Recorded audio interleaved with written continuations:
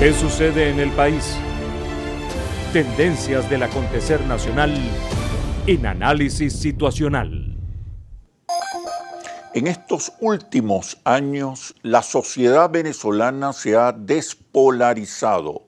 La mayoría se ha distanciado del actual conflicto político y percibe que allí no están representadas ni están incluidas sus verdaderas expectativas y demandas. La mayoría se siente ajena, distante y excluida de este conflicto. Los estudios de Interlaces concluyen claramente que hay un desplazamiento de la mayoría hacia el centro político, pero este centro es el centro político del chavismo. Los venezolanos quieren igualdad y justicia social, pero también quieren orden, eficiencia y progreso. Apoyan el diálogo político y rechazan la violencia. Una vez que los ciudadanos se sienten incluidos y protagonistas, tienen reconocimiento social y político, ganan la dignidad y valoran la participación, muy difícilmente renuncian a estas conquistas, independientemente del descontento y el malestar. Los venezolanos exigen de sus dirigentes, estén en el gobierno o en la oposición, soluciones y respuestas para enfrentar las graves dificultades que atravesamos, pero dentro del modelo de inclusión. Todo esto parece ignorarlo la oposición venezolana, a pesar de las tercas evidencias y de sus continuas derrotas. Durante 20 años, la estrategia insurreccional de la oposición ha fracasado reiteradamente a un costo terrible para el país, pues ha ocasionado muertes, destrucción, caos y sufrimiento. Todavía hoy la oposición insiste en un plan de caotización económica y social, promoviendo un feroz bloqueo económico y financiero contra Venezuela, con el objetivo de derrocar al gobierno bolivariano.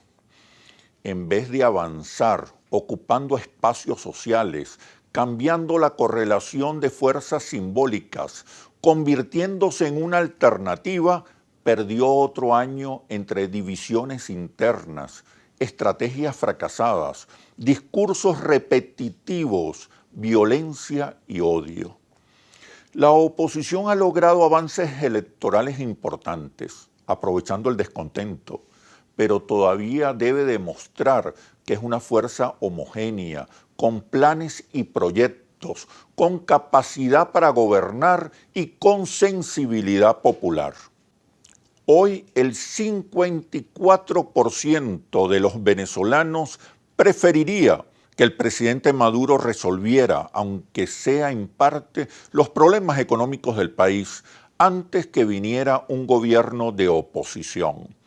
Este dato por sí solo demuestra que la oposición sigue sin perfilarse como una alternativa. Los venezolanos exigen una oposición con estrategias acertadas, con un liderazgo renovado, vinculado con las nuevas expectativas de orden y eficiencia, inclusión y participación. Todavía hoy hay más pueblo con el chavismo que con la oposición. Actualmente, el futuro de Venezuela depende más de lo que haga el chavismo que de lo que pueda hacer la oposición. Ahora conversaré con Germán Escarrá, presidente de la Comisión Constitucional de la Asamblea Nacional Constituyente. ¿Qué sucede en el país? Tendencias del acontecer nacional en análisis situacional. ¿Qué sucede en el país? Tendencias del acontecer nacional en análisis situacional. Hoy nos acompaña el doctor Germán Escarrá, profesor universitario, presidente de la Comisión Constitucional de la Asamblea Nacional Constituyente. Bienvenido, doctor Escarrá. ¿Cómo estás? Muchas gracias, muchísimas gracias, Oscar, mi querido amigo.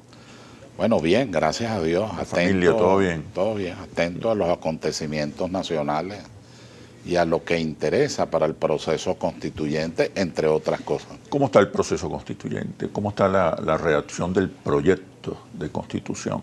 Muy bien, las comisiones, todas sin excepción, han concluido la parte del trabajo relativa a las ponencias para integrar normativamente el proyecto constitucional. Como tú sabes, de acuerdo a la Constitución, la Asamblea Constituyente tiene 3 funciones. La primera de ellas, reorganizar y transformar al Estado. La segunda de ellas, reformar el sistema jurídico a través de leyes constitucionales. Y en tercer lugar, elaborar el proyecto de constitución que debe ser aprobado por el pueblo de Venezuela. Aquí está, por cierto, te traje para obsequiártelo. Gracias. Aquí está la compilación de todos los acuerdos, decisiones, leyes constitucionales. Están elaborando en este momento el 3er tomo, porque esto fue hasta el año pasado. A noviembre, 2019, y ahorita sale el 3er tomo, debidamente sistematizado y organizado, pues, para su estudio y para su conocimiento. Pero al verlo te das cuenta de que la Asamblea ha trabajado con mucha intensidad, con mucho esfuerzo en todo lo que son las leyes constitucionales, acuerdos, algunos de ellos vinculados a temas muy delicados en el orden internacional, y la parte económica la ha trabajado de manera constante y con mucha seriedad y profundidad, intentando resolver los gravísimos problemas económicos y sociales, pues, que ha originado esta guerra no convencional. En una oportunidad dijiste que no era una constitución rupturista, no, sino era un perfeccionamiento de nuestra actual constitución. Sí. ¿Cuáles son los temas? Bueno, vamos a decir Yo tengo varios temas que me gustaría que tocaran. No? Vamos a decirlo varios sistemas. Por ejemplo, el modelo económico. Sí. ¿Qué nos plantea la nueva Constitución? Fíjate, la mayoría, eso no quiere decir que no existan otras posiciones. Además, recordemos que lo que estamos hablando es de propuestas. Vamos al plenario en poco tiempo, ya al debate de la Asamblea. Pero en este momento podría decir que hay una tendencia fuerte, importante, hacia un sistema económico mixto, que a la vez que garantiza la propiedad privada, sea esta individual o social, sea esta pública, sea esta multinivel, en cualquiera de sus manifestaciones, y garantiza la libertad de empresa, la libertad de iniciativa privada, armoniza la economía con la justicia social. Es decir, orienta hacia lo que debe ser la mayor inversión, lo que debe ser el perfeccionamiento de la distribución, hacia el débil económico, que es el débil jurídico y es el débil social.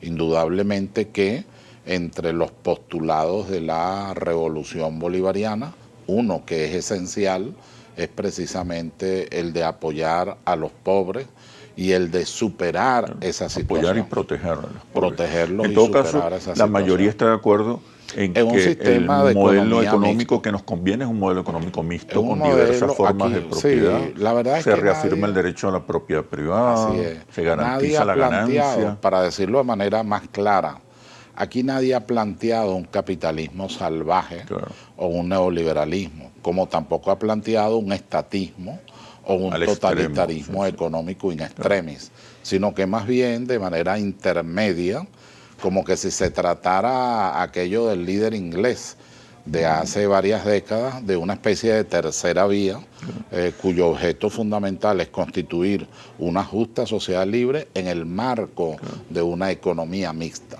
Y además es una respuesta a lo que nosotros hemos llamado el fin del ciclo neoliberal en el mundo. Mira, hay otros temas importantes en la nueva Constitución. La corrupción. Oye, ese es un tema que aparece en la convocatoria del presidente Maduro como un tema especial en la parte estrictamente de organización de lo que serían los nuevos delitos y los delitos clásicos, pero ahora tratados con mayor severidad en el marco siempre de los tratados internacionales y del Estado de Derecho. Ahí hay varias normas fuertes en lo que tiene que ver con la corrupción. se llega a métodos de confiscación, de transferencia coactiva de la propiedad, de juicios muy especiales, porque de verdad la corrupción, el daño, no es que es un tema de este tiempo, ¿no? Bastaría recordar el decreto del Libertador, no estoy diciendo que sea eso, lo refiero históricamente, el decreto del Libertador planteando la muerte, el pasar por las armas a aquellos pues que dilapidan el sin llegar a ese nacional. extremo, la nueva Constitución no estoy diciendo ese extremo, sino que plantea situaciones más severas que las que están previstas en este momento en nuestro ordenamiento jurídico. Mire, y con relación a los temas de traición a la patria... Hay algo, perdona, que no se me olvide, la corrupción no se trata solo en su sentido clásico. Es decir, la connivencia de un funcionario con el mundo civil o con el mundo privado, sino que también se trata en el ámbito de lo comercial, los que hambrean al pueblo, los que generan hiperinflación, la especulación, todos estos temas se tratan, la usura en este tema de la corrupción, que ahora pues tiene varias normas y constituye un capítulo de lo que sería, si el plenario lo aprueba y el pueblo de Venezuela, después sería un capítulo de la nueva Constitución.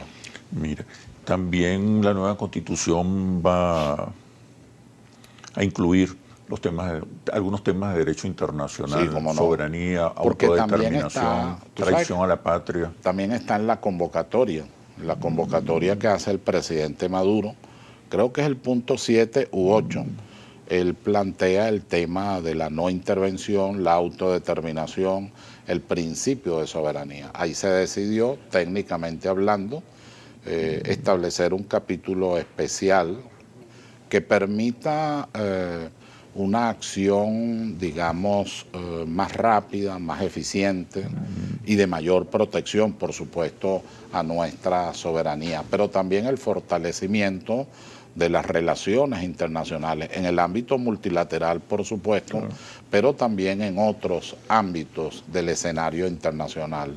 Eso también está, y podría decir que de todas nuestras constituciones, incluyendo la del 99, que ya asomaba algunas normas, es en esta donde se va a tratar con mayor especificidad, con mayor trabajo, muy bien elaboradas las normas, siempre, amigo Oscar, respetando los principios y valores del jus gentium, del derecho internacional, ¿no?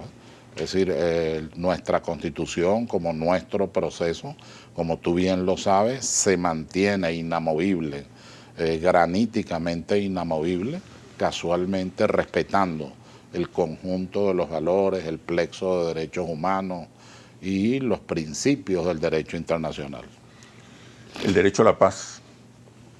Casualmente se incorpora el derecho a la paz, no estaba, al menos en esa forma explícita, se tocaba en el marco de alguna norma, pero ahora se establece como un derecho específico, el derecho a la paz, a la concordia, y eso trae como consecuencia también el reaccionar frente al odio, en cualquiera sea su origen y sus manifestaciones, porque hay un odio que es de carácter racial, aunque nos duela reconocerlo. Hay un odio de carácter social. No he visto el odio religioso en Venezuela, pero sí hay un odio político, como lo vimos con los 29 quemados vivos, solo porque tenían el fenotipo chavista. La Cámara Comunal, el Senado Comunal, es una propuesta. Se está comentando. Sí, esa es una propuesta. Tú sabes que a partir de la Constitución del 99 de la República Bolivariana de Venezuela, se sustituyó el tradicional esquema bicameral del Congreso de la República, se llamaba entonces. Cuando se pasó a la Asamblea Nacional hubo un extenso debate con posturas luminosas, brillantes de parte y parte, pero al final ganó la tesis de la unicameralidad o monocameralidad, dicen otros. Aquí de lo que se trata es de fortalecer la idea de la comuna como gestión política, como gestión de gobierno, y establecer una Cámara especial. Algunos donde estén representados los consejos comunales. Los consejos comunales. Algunos han dicho que eso debería llamarse tribunado, como fue en la antigua Roma, porque tienen competencias muy especiales de relación directa con el pueblo, de información directa al pueblo, de rendición permanente de cuentas al pueblo. ¿Y estos representantes serían electos también de manera? No, igual, acuérdate que es inamovible, es lo que llamamos los abogados una cláusula pétrea, el principio del voto universal, directo, secreto y democrático. O sea, cualquier otro cambio violaría esencialmente el orden constitucional y las bases comiciales, pues las bases comiciales exigen la tradición de la República en primer lugar, exigen el respeto al derecho internacional, al jus gentium, la progresividad de los derechos humanos y las garantías democráticas. Nosotros no nos podemos salir de allí porque entraríamos entonces en una violación de los elementos que nos convocaron para constituirnos en Asamblea Constituyente. Recientemente se aprobó la nueva ley de las Fuerzas Armadas. ¿Qué muy interesante. ¿Cuáles son los avances en este sentido? Pero, doctor, me responde cuando regresemos de los comerciales, por favor. Mayor gusto. Ya venimos. ¿Qué sucede en el país? Tendencias del acontecer nacional en Análisis Situacional. ¿Qué sucede en el país? Tendencias del acontecer nacional en Análisis Situacional. Doctor Ezcarrá, le preguntaba acerca de la nueva ley de las Fuerzas Armadas Bolivarianas. ¿Qué avances trae? Es una ley muy interesante. Por supuesto, tiene que ver fundamentalmente con el Estado, no con el gobierno, sino con el Estado. Me atrevería a afirmar que es una ley de Estado especialmente, ¿no? Ahí aparece toda la doctrina constitucional en esa materia. Se incorpora la milicia, que es uno de los aspectos más relevantes, aunque yo soy del criterio que la milicia debe incorporarse como quinto componente en la Constitución. ¿Cómo queda ahora? Que vaya... No, está en el marco de la ley y está bien.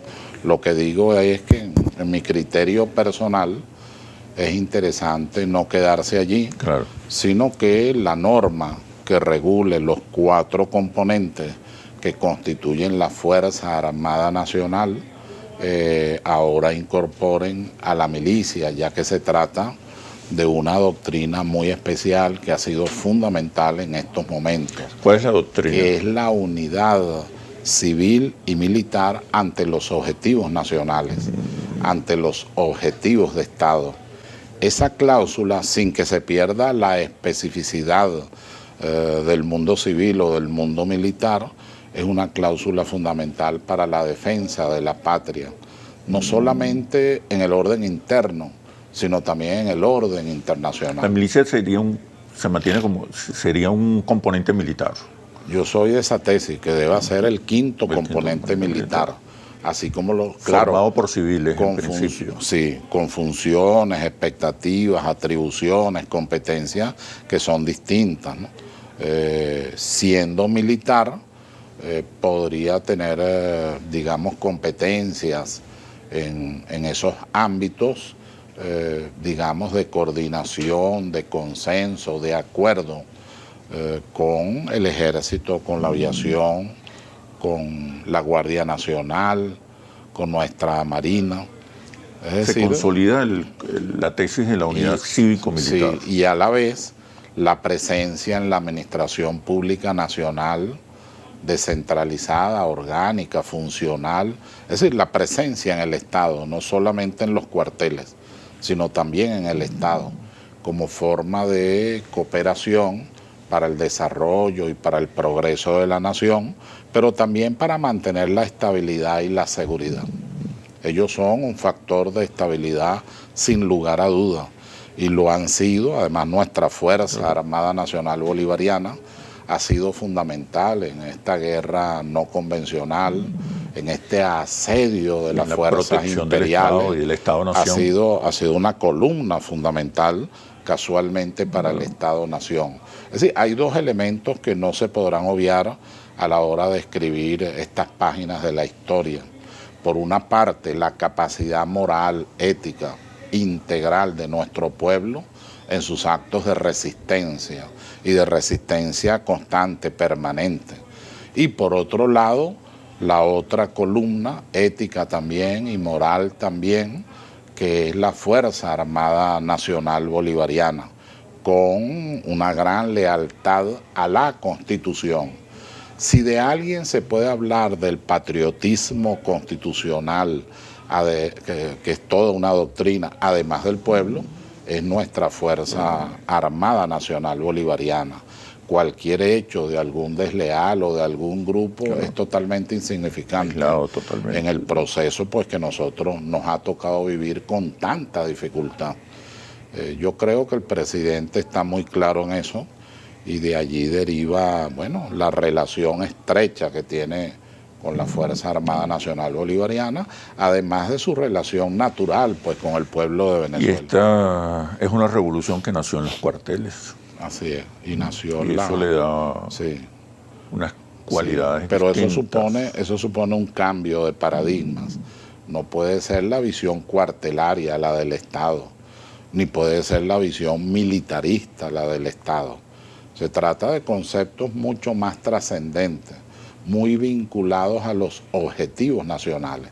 Cuando se trata, por ejemplo, de defender la frontera nacional, eso no es un tema solamente de militares, es también de civiles. Y yo me atrevo a decir de todo aquel que esté en el territorio nacional. Tenemos hoy dos directivas en la Asamblea Nacional. Hay un conflicto allí que no se aclara y no termina de resolverse. ¿Qué nos dice la Constitución en estos casos? Bueno, hay el recurso de conflicto de poderes, pero es insuficiente para resolver un tema político de tanta fuerza y de tanto peso.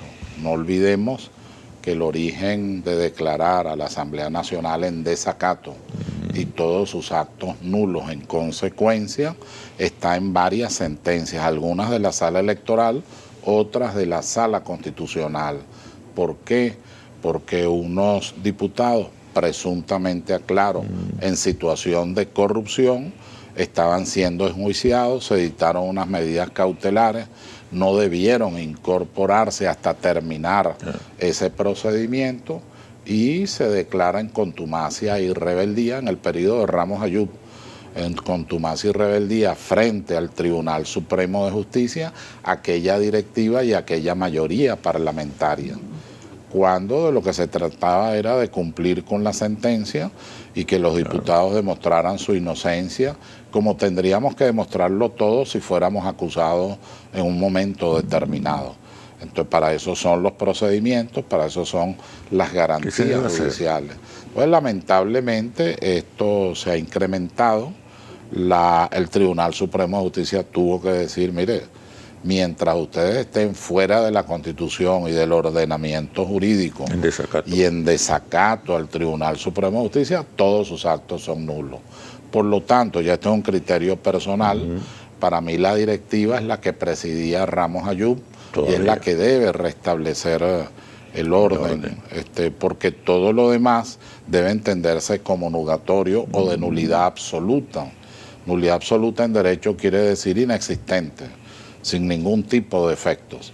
Ahora, eso es distinto el razonamiento jurídico al político.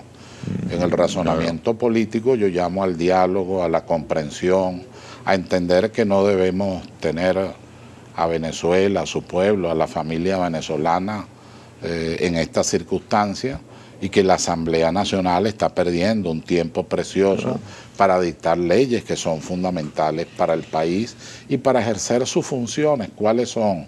De investigación y control, la función constituyente cuando se trata de enmiendas o reformas, pero sobre todo de enmiendas, y la función de legislar.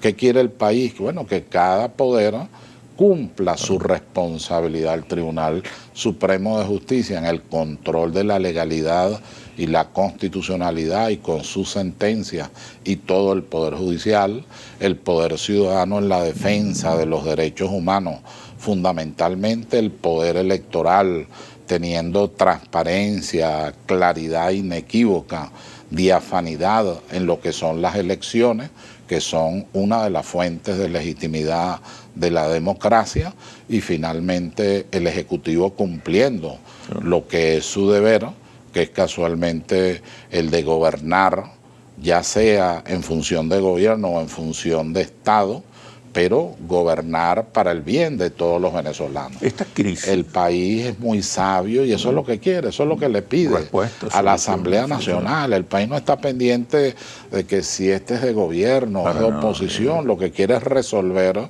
situaciones graves que tienen que ver con su entorno económico muy delicado, de una hiperinflación. Quiere resolver el tema de la viabilidad y fortaleza de nuestra moneda públicos, y quiere el tema de los servicios públicos.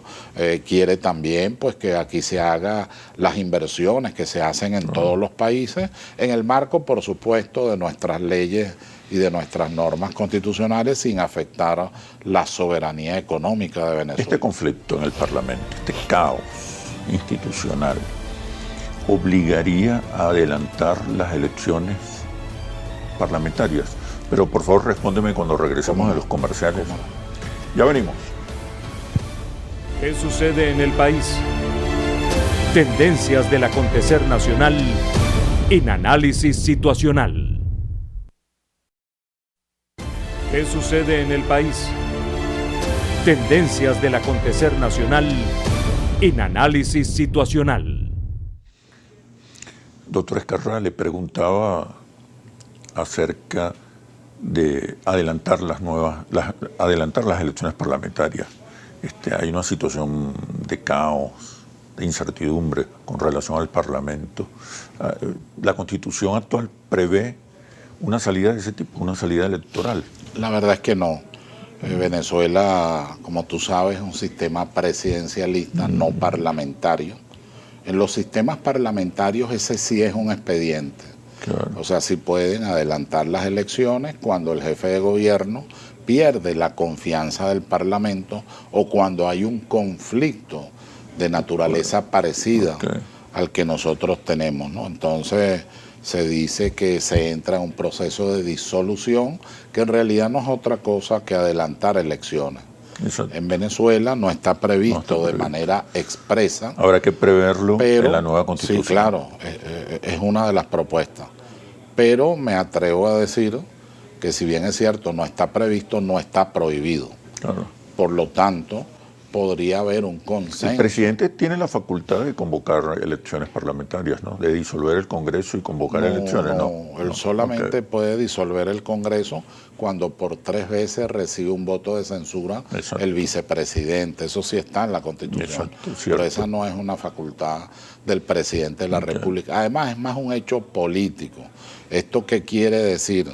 Que por virtud del consenso y del diálogo se podría llegar a un acuerdo para adelantar las elecciones y que el pueblo de Venezuela juzgue y se manifieste, que es al final el titular verdadero de la soberanía, así como lo es el titular del poder constituyente.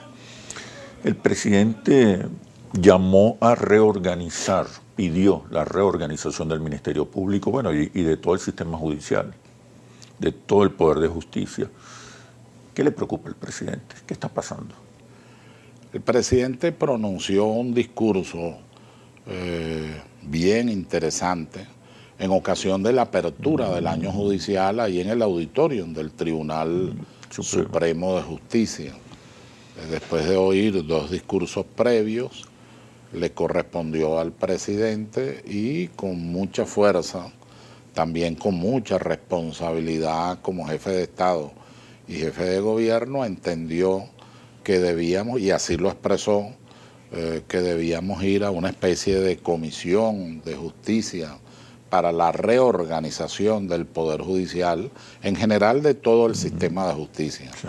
También hizo un comentario sobre el Ministerio Público, por supuesto reafirmando la gran labor del fiscal Tarek William Saab, que todo el país reconoce. Todo el mundo reconoce, sí. Pero él agregó que no se le debía dejar solo y que por el contrario debía reorganizarse el Ministerio Público para una mayor eficiencia. Además, no olvidemos que en el Ministerio Público todavía quedan sectores vinculados al anterior fiscal, estos sectores muy vinculados también a situaciones irregulares en el orden jurídico, y seguramente el presidente está informado y por eso insiste en que hay que ir a una reorganización a fondo del Ministerio Público. Yo también creo no solo en la parte orgánica, sino también en las competencias y atribuciones que tiene el fiscal general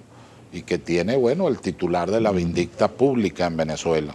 Yo creo que eso se debe perfeccionar y se debe mejorar. En lo que tiene que ver con la comisión, la nombrará la directiva o la propondrá, presidida por nuestro presidente, Diosdado Cabello, de la Asamblea Nacional Constituyente. Ahí va a estar, me pareció un buen paso el que dio el presidente de nombrar a Delcy Rodríguez, nuestra vicepresidenta, que como tú sabes ha sido muy acertada, no solamente en los cargos anteriores, sino aquí de manera particular, porque le ha tocado situaciones de verdad especialmente muy difíciles y las ha logrado sortear, claro, con mucha inteligencia, pero también con mucho don de mando y mucha efectividad. Entonces pienso que eso será de una gran ayuda para que esa comisión judicial pueda avanzar. Ahí debería estar gente experta de la Asamblea Nacional Constituyente y que entienda que hay que profundizar la reforma del Poder Judicial. Nosotros tenemos ahí varias propuestas. Yo soy, es un poco polémica, yo soy de los que propone un tribunal constitucional y no una sala constitucional. ¿Cuál es la diferencia? Ahí la sala internamente no ejerce el control externo que hay que ejercer y que debe ejercer un tribunal constitucional incluso en relación al Tribunal Supremo de Justicia, además de ser la máxima autoridad, porque al final es quien cuida de la Constitución. ¿Se pronunciaría, por ejemplo, en casos como el que está ocurriendo ahora en el Parlamento nuestro? Sí, y el otro tema es más polémico, pero bueno, está en la mesa de discusiones, que es que esos magistrados pasen por dos tipos de exámenes. Uno, el examen académico, profesional, de honestidad, de probidad, pero el otro, el de una elección popular, como es en otros países, que sea elegido directamente por el pueblo. Tribunal Constitucional. Claro, eso es motivo de mucho debate. Claro. No lo planteo con ideas de polemizar con nadie, sino simplemente con ideas de estudiarlo, de ver su viabilidad y sobre todo qué es lo mejor para Venezuela. Ese debe ser el norte de cualquier debate. Los casos pendientes, los casos judiciales, los casos en que la República ha sido demandada, ¿cuál es el estatus? Y quisiera que mencionaras específicamente el tema del Esequibo, de nuestra reclamación histórica de ese territorio. La Procuraduría General de la República, que es un órgano constitucional, cuyo titular es un jurista excelente, muy joven, excelente, muy competente, Reinaldo Muñoz Pedrosa, y está haciendo una gran labor. La Procuraduría tiene un poco más de 60 casos internacionales en lo que está implicada Venezuela. Incluyendo el Esequibo. No solamente lo que queda del CIADI o de organismos internacionales de arbitraje no territorial, sino también algunos otros casos. Si agregáramos a eso las sanciones y las desagregáramos a ellas mismas, entonces esos 60 habría que agregar 300 casos, con lo cual te das una idea de la situación en la que se encuentra el defensor del patrimonio de la República. Entiendo que muchos de esos casos los lleva la Procuraduría con la Cancillería, con nuestra Cancillería, que ha venido haciendo pues una extraordinaria y gran labor. Además que tenemos un gran canciller de verdad. Con esto lo que te quiero decir para terminar con el Esequibo es que hay que prestarle mucha atención a eso. Yo le he hecho una propuesta por escrito al presidente de la República señalándole que el diagnóstico de esta situación hace necesario crear una entidad coordinadora donde pudiera estar no solamente el procurador, sino todas las consultorías jurídicas de la Administración Pública Nacional y de la Administración Descentralizada para uniformar la doctrina de Estado, donde se falla mucho, la verdad. A veces hay contratos donde no se coloca la inmunidad de jurisdicción, a veces hay contratos que colocan cláusulas abiertas que después se revierten contra la República. Entonces estas cosas yo me imagino que ocurren porque no hay una uniformidad, sobre todo porque el presidente ha sido muy claro en todas sus intervenciones. Correspondería a esa entidad uniformar las líneas presidenciales y hacerlas llegar a todas las consultorías jurídicas. En lo que respecta al Esequibo, tú sabes que de manera ilegal internacional, me refiero, se nos llevó a la Corte Internacional de Justicia, dándole la espalda a los acuerdos de Ginebra. Eso para Venezuela es una política de Estado. Cualquier solución es el marco de los acuerdos de Ginebra. Sin embargo, nos llevaron a la Corte Internacional de Justicia y en este momento estamos en el procedimiento de admisión. Yo creo que no debe admitirse la solicitud de Guyana, pero en todo caso acuérdate que muchas veces, no siempre, pero muchas veces influyen las situaciones geopolíticas en estas decisiones y en estas sentencias. Hay decisiones como el caso de Nicaragua y Colombia, donde gana Nicaragua, pero habría que ver en una situación donde está Venezuela, que casualmente el origen de haber sido despojado de ese territorio estaba en conflictos internos en el Parlamento venezolano. El que revisa la historia se va a dar cuenta inmediatamente, bueno, esto ocurrió porque nosotros estábamos casi en una situación de desintegración del país. Como puede estar ocurriendo ahora. Con el Parlamento. Ahorita, gracias a Dios, con el Parlamento, básicamente. El Parlamento está en una situación irregular y nosotros lo que pedimos, oye, es que se acuerden, que hablen, que se vaya al pueblo, que es democracia al final. Demos pueblo, gracia, kratos, poder. Entonces, su propio origen de la palabra lo indica. Hay que ir al pueblo para que el pueblo decida. Bueno, doctor Ezquerra, muchísimas gracias por esta clase magistral y por este excelente análisis situacional. Muchísimas gracias, un honor estar en este programa de tanta audiencia nacional, pero sobre todo de tanta importancia para el análisis de los acontecimientos políticos, económicos y sociales de nuestro país. Gracias. Muchas gracias, Channel. Y ahora el Monitor País Interlaces, después de los comerciales. Ya venimos. ¿Qué sucede en el país? Tendencias del acontecer nacional en análisis situacional. ¿Qué sucede en el país? Tendencias del acontecer nacional en análisis situacional. El Monitor País Interlaces, correspondiente al pasado mes de noviembre de 2019, evaluó las simpatías que reciben los distintos partidos políticos venezolanos. Estos son los resultados. PSUV, 35%. Otros partidos del Gran Polo Patriótico, 1%. Acción Democrática, 4%. MUT, Unidad, 3%. Primero Justicia, 3%. Voluntad Popular, 2%. 20, 1%. COPEI, 1%. Otros partidos de oposición, 1%. No simpatizan con ningún partido político, 48%. Sumados el subsidio oficial a los servicios públicos, como agua, electricidad, gas, transporte, la vivienda, los bonos y la caja CLAP, además de la exoneración de impuestos, se calcula que asciende a $2.500 por hogar en Venezuela. 79% rechaza la tesis de la salida ya del presidente Maduro mediante un golpe de Estado o una intervención extranjera y opina que las decisiones sobre el futuro del país deben ser tomadas a través de las elecciones. 81% está en desacuerdo con que Estados Unidos aplique medidas económicas y financieras contra Venezuela para sacar al presidente Maduro del poder.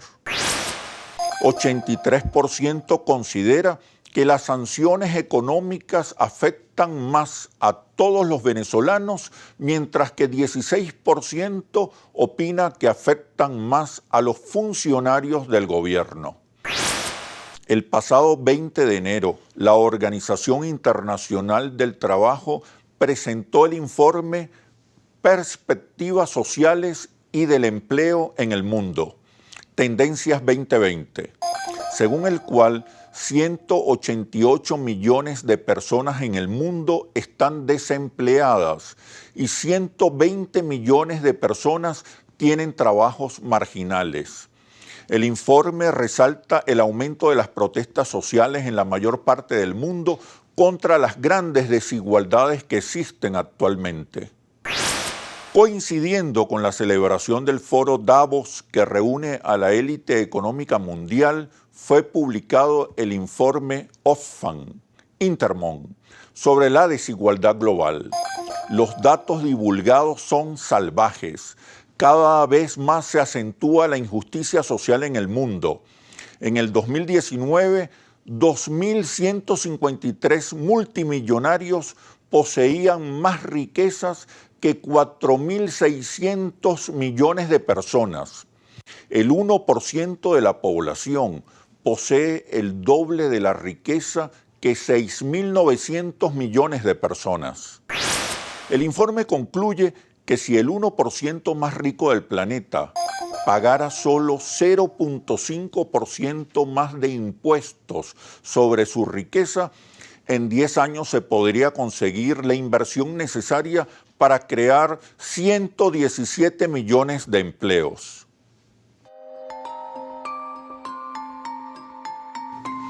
La justicia se defiende con la razón y no con las armas.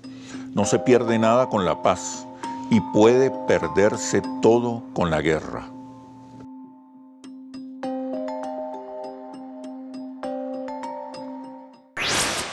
Venezuela es de todos y la construimos entre todos. Todos somos la solución. Soy Oscar Chemmel y los espero en un próximo análisis situacional por Globovisión, el canal de la paz y la reconciliación.